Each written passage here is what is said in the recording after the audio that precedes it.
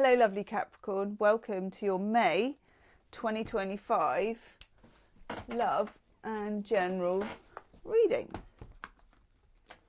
Okay, I have been, as I do with all the signs, I get a little channeled message before the reading and you're going to be like, oh my god, really? The channeled message that I got for you is somebody sweeping a floor. I know, like a tile floor. Now, it wasn't like the sweeping and the sweeping.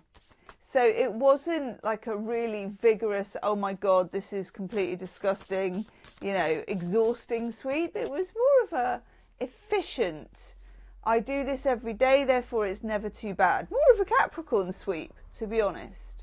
So there's something about keeping house, maybe keeping your side of the street clean. That's interesting because this also came up for another sign. The universe is your partner. Okay. This comes up when manifesting, co-creating, being in partnership with the universe, but you're doing your bit by keeping your small corner of the world in order. Most Capricorns are doing that anyway. And the other question I then get is, what or who is coming along to mess that up then? I know that it shouldn't be that way, but I do slightly feel there's like the potential for mess that isn't yours to be falling under your brush. I know. Let's have a look. I'm using a couple of tarots, I think, but I'm going to start with this one, Nightshade Tarot. Love the dog. I think it's a Dachshund. Love. Or is it a Dachshund? Miniature Dachshund, miniature Dachshund. Love them anyway. Love them, love them, love them. Not brilliant with dogs, but I really love those ones. Okay. That's good. That's good too. Yeah, something. And so is that. Right. We start with the Nine of Swords in reverse. The Nine of Swords, it is a worry card. You can see it very clearly from this one. Someone's worried. It's kind of like a headache kind of card, isn't it? But it's that pressure. Something is under your broom that shouldn't be there, okay? There's a mess that you feel like, because you're a Capricorn, you might need to clear up. But actually, do you? Is it yours? For some of you, this is at work. Very, very often happens to Capricorns at work. Whether you are in the position of leadership that you're getting paid to clear up that mess, or whether you're not, you still end up with people thinking, well, so-and-so knows how to handle this. And it all kind of gets pushed down the line until it lands on you. And yes, in my experience, Capricorns can really see their way through a mess. You know, they can. They're like, well, do this, do that, put them there, do this, make that phone call, and it's done. But is it, what time does that take away from you? And what energy does that take away from you that could be served discovering, being creative, bringing things in that you want, doing nothing, having a nice time, tending to yourself, okay, and your little corner of the world? This could also be in families or family or friends where the dynamic is that you're the fixer. It's really reminding me of the fixer. There's a card in Brian and Wendy Frood, Heart of the Fairy Oracle, which is the little guy with the whitewash broom, and he's got like a tape over his mouth. He's not going to say anything. It's like, it's that kind of inner complaining to yourself because you know you're overdoing it. You know that you are overreaching, that someone else should be doing it, but you can't stop yourself because the efficiency, drive that is in every Capricorn I've ever met. I'm yet to meet one without it. Let me know in the comments if you are the one. You like efficiency, efficiency. And that efficiency drive just keeps you rolling, keeps you going. I like what comes next because the Three of Wands is quite a creative card, but also a card of moving forward. You can see it's a card of having the time and the space to be able to stare at the horizon, whatever the horizon might look like, and think and do some of that really important mind wandering that we need, where we're actually, you know, it looks like we're doing nothing, but the cogs are moving and things are clicking into place, and we're just thinking, what next for me? You know, what next? Where next? How next? And there's fire behind that. Three of Wands is not what, you know, I mean, I've got my Moon and Mars in Capricorn, and, you know, we think, well, I'll get my pad out and I'll do a mind map, you know, or I'll make a list. It's not that. It's more dynamic than that. It's feeling things out, standing on the precipice and feeling whether something is a fit. It's what we would refer to as intuition, but at the same time, it's also it's inspired action. You will take action as a Capricorn regardless, but sometimes you're doing it out of duty, and you're doing it because you're built that way, you're programmed that way, you've been told that way. You often get put upon because people know you can do it. Okay, that is action. Sometimes if there's too much dutiful action, it just, think Ten of Wands, think backpack, you know, you start like this. When you've got the Three of Wands, it's inspired action, which is very different, because inspired action is in alignment with what the universe wants you to discover anyway as your partner. What you're going to find in May, I don't even know if I've said this is your May 2025 tarot reading. What you're going to find in May is that the universe wants to open the door to opportunities. And you don't know what that's going to look like yet. And if you're not in your inspired place, you won't see them. You'll get along with your life, you'll do your thing, you'll pay your bills, you'll do your bit. Everybody will be very pleased about that. They will be served by that. But you are not, you're not making your way onto the kind of, in other words, like when Cinderella was sweeping the cellar and everybody else is at the ball, okay? You sweep in the floor while everybody else has a good time, and we don't want that. The Knight of Swords, I'm very pleased to see this, because this is information, not inflammation. This is information. Somebody says something, you might read it somewhere. You might hear about somebody, you hear about something. The Knight of Swords is quite a strong messenger. It carries that message on the breeze. It's coming to you. It's like an informant, you know, but not in an underhanded way. This is, I'm getting a key to unlock a door.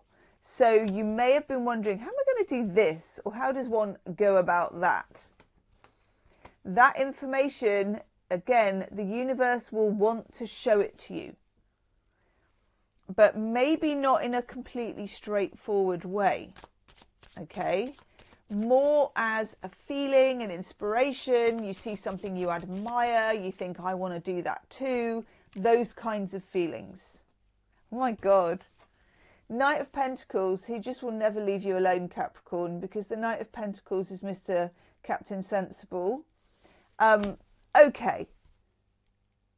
Things, and I don't think this is a problem because you're ruled by Saturn. Things aren't moving as fast as you would like. They're not going to, because even though your need for action and your intellect and the knowledge that you need to get there is strong. The feeling side, the alignment side needs to catch up with it, and they need to go kind of together. Okay, so it's not going to happen as quick as you would like, but that's okay. You're like, oh, that's nice. These cards are gorgeous.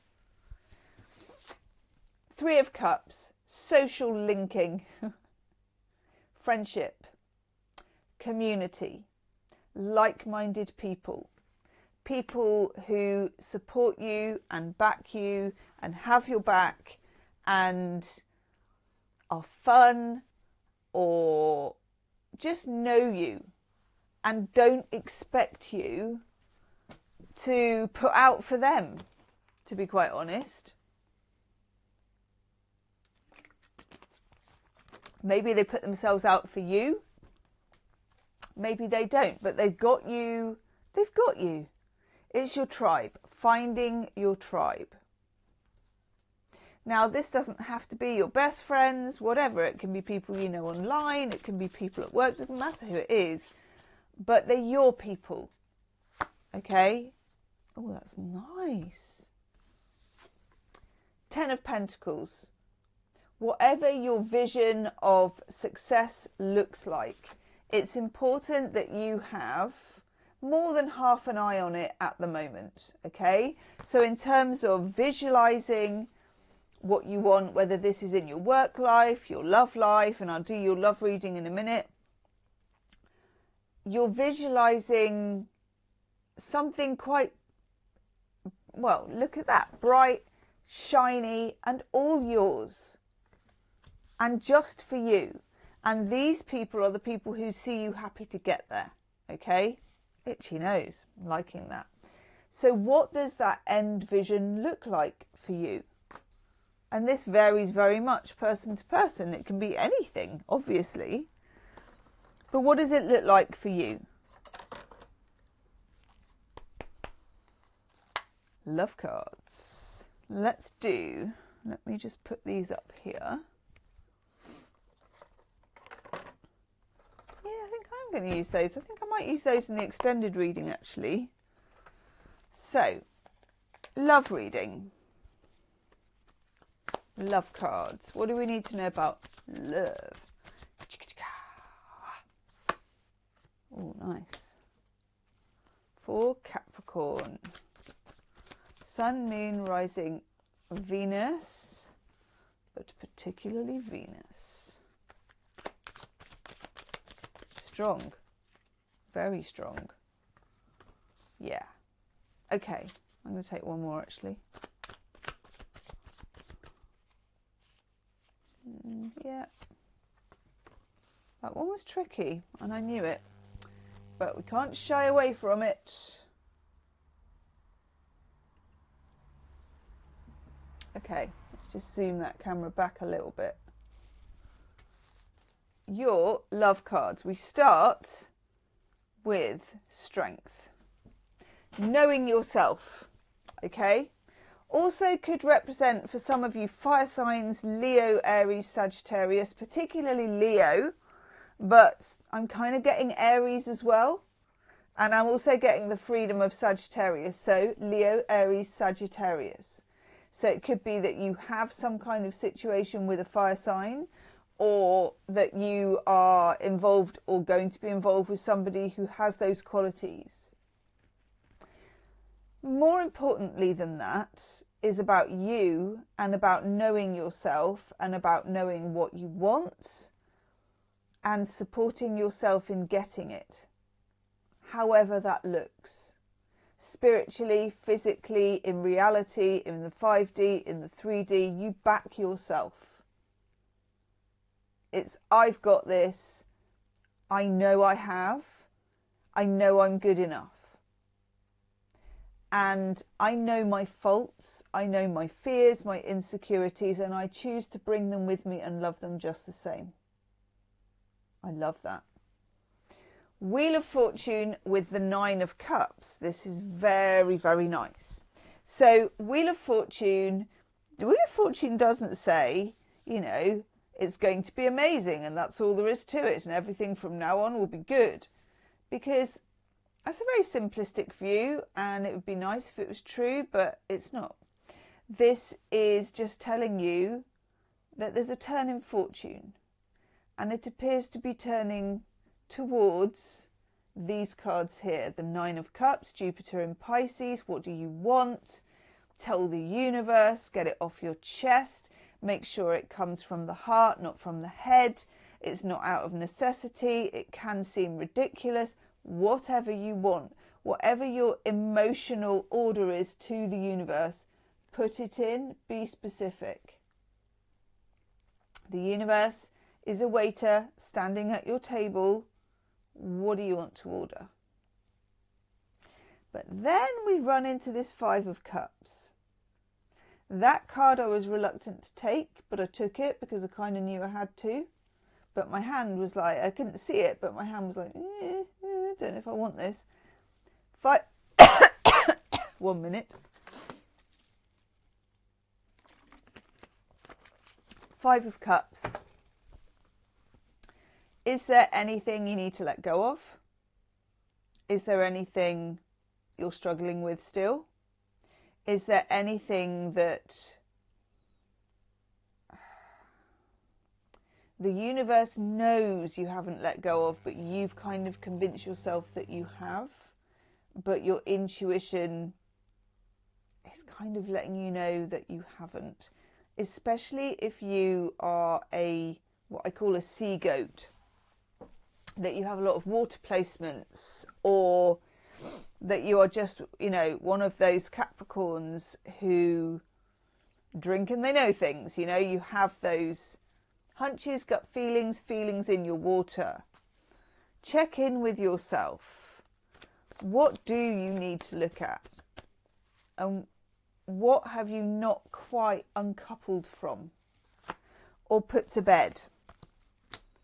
Because this is the opportunity with the Six of Swords to move forward and to move dynamically into what I would say was cutting the wave of a new future.